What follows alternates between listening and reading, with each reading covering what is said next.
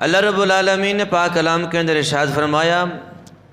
میرے محبوب علیہ الصلوۃ والسلام کی شان یہ ہے کہ وَتُعَذِّرُوهُ وَتُوَقِّرُوهُ وَتُسَبِّحُوهُ بُكْرَةً وَأَصِيلًا۔ رب فرماتا ہے کہ رسول کریم صلی اللہ تعالی علیہ وسلم کی تعظیم توقیر کرو اور صبح و شام اللہ رب العالمین کی پاکی بیان کرو، اللہ کا ذکر کرو۔ یعنی دونوں باتوں کا ذکر کر دیا، حضور کی تعظیم کرنا، حضور کی توقیر کرنا، حضور کا ادب کرنا، حضور سے پیار کرنا، حضور کی محبت سے، حضور کے عشق سے اپنے سینے کو منور کرنا، اور ساتھ ساتھ اللہ کا ذکر کرنا، یہ دونوں چیزیں ضروری ہیں، لازم الملزوم ہیں کہ رب سے بھی پیار کیا جائے، رب کی عبادت کی جائے، اور حضور جانے جانا رحمت للعالمین سے پیار کیا جائے۔ جس دل کے اندر پیار نہیں،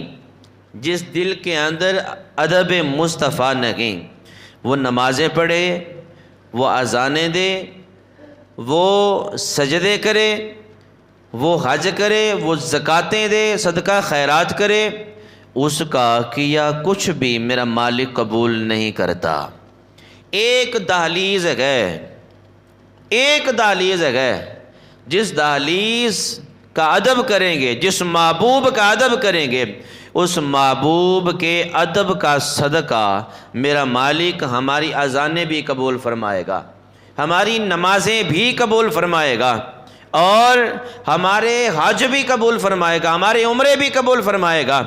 ہماری زکاتیں صدقہ خیرات بھی قبول فرمائے گا۔ بندہ کہے کہ ادب دل کے اندر حضور کا نہ ہو اور سجدے کر کر کے ماتھے پہ نشان ڈالوں، رب میرے سجدے کیے ہوئے قبول کر لے، یہ بالکل نہیں ہوگا۔ یہ سب کچھ قبول تب ہوگا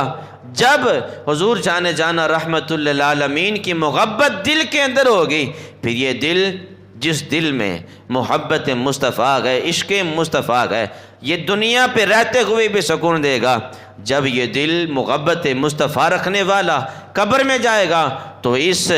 دل میں جو محبت ہے، یہ محبت قبر کو بھی روشن کر دے گی۔ جب یہ محبت کرنے والا دل میدان محشر میں پہنچے گا، اللہ رب العالمین کی رحمتوں کا سایہ بھی مل جائے گا، پھر حضور جانے جانا رحمت للعالمین شفاعت فرما کے اپنے ساتھ جنت میں بھی لے جائیں گے۔ حضور کا ادب بہت ضروری ہے۔ جس نے ادب کیا اس نے مقام پا لیا، جس نے بے ادبی کی وہ ڈھانچہ لے کے پھرتا رہا اور نعرے لگاتا رہا کہ میں جنت میں جاؤں گا، لیکن جنت ملے گی تب جب اس دل کے اندر حضور کا پیار آ جائے، حضور کا عشق آ جائے۔